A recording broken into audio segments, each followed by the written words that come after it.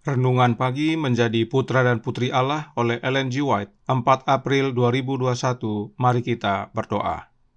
Bapa kami yang di sorga, Allah pencipta langit dan bumi, laut dan segala isinya, Allah yang maha besar, maha kuasa, sumber segalanya, yang kami sembah selalu melalui anak-Mu yang tunggal, Yesus Kristus. Terpujilah Yesus, anak Allah yang maha tinggi, yang adalah penghibur dan penolong kami. Pada pagi hari ini kami bersyukur boleh bangun dan berbakti, dan sebagaimana mendengarkan nasihat firman-Mu, kiranya Roh-Mu ya Yesus menuntun kami, agar kami mengerti dan hidup kami diubahkan. Beserta kami sepanjang perbaktian ini, kehendak-Mu yang jadi. Ampun kami akan dosa dan salah, karena kami berdoa hanya dalam nama anak Allah yang tunggal, Yesus Kristus, yang adalah Tuhan dan Juru Selamat kami. Amin. Renungan hari ini akan dibacakan oleh Ibu Ellen Nini Umboh. Silakan Ibu Nini. Selamat pagi. Bacaan renungan pagi kita 4 April berjudul Hati yang diperbaharui mengasihi seperti Kristus mengasihi. Ayat kita pagi ini terdapat dalam Yohanes 13 ayat 34. Aku memberikan perintah baru kepada kamu, yaitu supaya kamu saling mengasihi, sama seperti aku telah mengasihi kamu, demikian pula kamu harus saling mengasihi. Yesus berkata, supaya kamu saling mengasihi, seperti aku telah mengasihi kamu. Kasih itu bukanlah hanya suatu pendorong hati, emosi sementara, bergantung pada situasi. Itu adalah suatu prinsip yang hidup, satu kuasa yang tetap. Jiwa diberi makan oleh arus kasih murni yang mengalir dari hati Kristus sebagai suatu pancaran air yang tidak pernah gagal. Oh, betapa hati dihidupkan, betapa motifnya dimuliakan, kasih sayangnya diperdalam oleh persekutuan ini.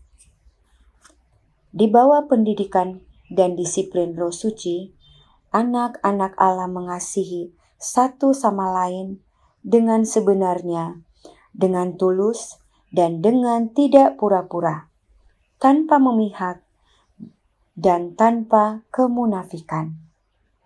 Dan ini dilakukan karena hati mengasihi Yesus. Kasih sayang kita terhadap satu sama lain terpancar dari hubungan kita dengan Allah. Kita suatu keluarga, kita mengasihi satu sama lain, sama seperti Ia mengasihi kita. Kalau dibandingkan dengan kasih sayang yang benar, disucikan, dan kasih yang didisiplin ini, maka keramat-tamahan dunia yang dangkal, ucapan-ucapan persahabatan yang berlebih-lebihan adalah bagaikan sekam kepada gandum. Mengasihi seperti Kristus mengasihi berarti menyatakan sifat yang tidak mementingkan diri pada setiap waktu dan di segala tempat, oleh perkataan-perkataan yang ramah dan muka yang manis. Kasih sejati adalah suatu sifat indah yang berasal dari surga, yang meningkatkan keharumannya dengan seimbang selama itu disalurkan kepada orang-orang lain. Kasih Kristus sangat dalam dan sungguh-sungguh, mengalir kepada semua orang yang mau menerimanya seperti sungai yang tidak dapat dihentikan. Tidak ada sifat mementingkan diri dalam kasih-Nya.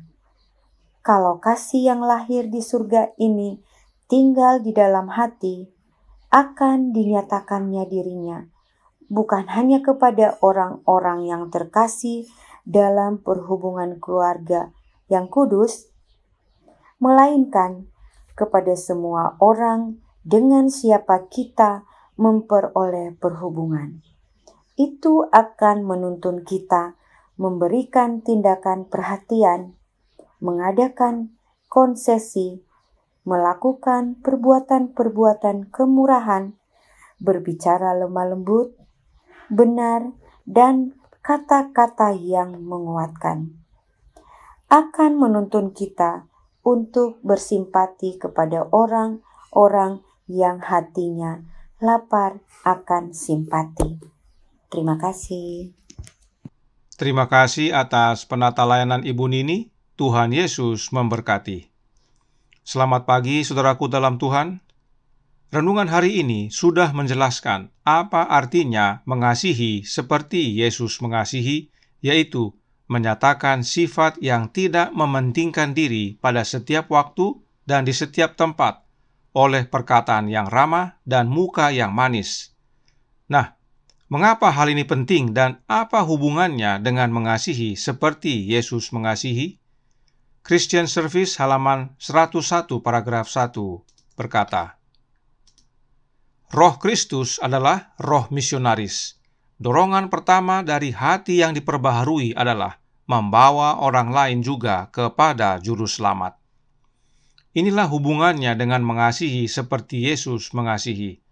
Saat kita menerima arus kasih murni yang mengalir dari hati Yesus, maka kasih kita kepada sesama sama seperti kasih Yesus kepada mereka. Teristimewa kasih untuk mencari yang hilang, sebab memang Yesus datang ke dunia ini untuk mencari domba yang hilang. Jadi, saat hati kita diperbaharui, dorongan pertama yang kita miliki adalah roh misionari, yaitu membawa jiwa-jiwa kepada Yesus. Dan roh misionari tersebut adalah rohnya Kristus. Dan bila roh Kristus yang tinggal dalam hati kita, maka itu artinya Yesus telah tinggal dalam hati kita. Roh Nubuat menjelaskan tentang Yesus tinggal dalam hati dalam The Messages to Young People halaman 102 paragraf 3 yang berkata, pengikut Kristus harus memiliki iman yang tinggal di dalam hati, karena tanpa ini tidak mungkin menyenangkan Allah. Iman adalah tangan yang memegang bantuan tak terbatas. Itu adalah media di mana hati yang diperbaharui dibuat untuk berdetak serentak dengan hati Kristus. Mengapa penting sekali untuk memiliki iman tinggal dalam hati? Apakah hubungannya dengan Kristus tinggal dalam hati? Mari kita baca penjelasan Paulus. Yang pertama, Galatia 3 ayat 24 dan 25 yang berbunyi, jadi hukum Taurat adalah penuntun bagi kita sampai Kristus datang, supaya kita dibenarkan karena iman. Sekarang iman itu telah datang. Karena itu kita tidak berada lagi di bawah pengawasan penuntun. Paulus dengan jelas menyatakan bahwa kedatangan Kristus dan kedatangan iman adalah sama. Karenanya, iman tinggal dalam hati sama dengan Kristus tinggal dalam hati. Dan memang, Paulus menyatakan yang berikut ini, Efesus 3 ayat 17. Sehingga oleh imanmu Kristus diam di dalam hatimu dan kamu berakar serta berdasar di dalam kasih. Inilah pentingnya iman tinggal dalam hati, karena oleh iman Kristus diam dalam hati kita dan kita berakar dan berdasar di dalam kasih. Dan bila iman tinggal dalam hati kita, itu adalah media di mana hati yang diperbaharui dibuat untuk berdetak serentak dengan hati Yesus. Artinya, detak hati kita dan detak hati Yesus sama, harmonis. Kasih Yesus menjadi kasih kita, sebab Yesus yang hasilkan dalam hidup kita. Roh Nubuat menyatakan dalam To Be Like Jesus halaman 281 paragraf 2 yang berkata, menghasilkan buah adalah bekerja sebagaimana Kristus bekerja untuk mengasihi jiwa-jiwa sebagaimana Dia telah mengasihi kita. Dan untuk bisa bekerja serta mengasihi seperti Yesus, kita harus memiliki Yesus tinggal dalam hati kita. Sebab renungan hari ini menyatakan dalam Menjadi Putra dan Putri Allah halaman 105 paragraf 3 yang berbunyi, kalau kasih yang lahir di surga ini, prinsip yang tinggal di dalam hati, akan dinyatakan dirinya, bukan hanya kepada orang-orang yang terkasih dalam perhubungan keluarga yang kudus, melainkan kepada semua orang dengan siapa kita memperoleh perhubungan. Bila kasih yang lahir dari surga ini tinggal dalam hati kita, maka kita akan mengasihi semua orang dan bukan hanya sesama umat. Nah, apakah kasih yang lahir di surga ini? Ini adalah kasih-Nya Yesus. Sebab kasih yang lahir di surga ini tidak mementingkan diri. Christ Object Lesson halaman 101 paragraf 3 menyatakan, benar, kasih yang lahir di sorga tidak mementingkan diri dan tidak bisa berubah. Inilah kasih Yesus. Dia tidak mementingkan diri. Sebab mementingkan diri itu adalah akar dari segala dosa dan ini tidak ada di dalam Yesus. Karenanya penting bagi kita memiliki kasih yang lahir di sorga ini, agar hati kita yang sudah diperbaharui menghidupkan kasih yang sama dengan kasih Yesus, yaitu kasih yang tidak mementingkan diri. Lalu apa yang kita perlukan untuk memiliki semuanya ini? Kerinduan Segala Zaman buku kedua halaman 132 paragraf 4 menyatakan, rahmat Kristus dalam hati akan memberikan keagungan yang berasal dari sorga, serta rasa hormat. Rahmat-Nya akan melembutkan apa saja yang kasar dan menaklukkan segala sesuatu yang kasar dan tidak ramah. Agar kita dapat mengasihi seperti Yesus mengasihi, agar hidup kita diubahkan menjadi sama seperti hidup Yesus, agar karakter kita menjadi serupa dengan karakter Yesus, maka yang kita perlukan adalah rahmat-Nya Yesus atau grace, atau kasih karunia Yesus. Apakah kasih karunia Yesus tersebut? God's Amazing Grace halaman 137 paragraf 2 menjelaskan, melalui kasih karunia Kristus, kita akan hidup dalam ketaatan kepada hukum Allah yang tertulis di hati kita. Memiliki roh Kristus, kita akan berjalan seperti Dia berjalan.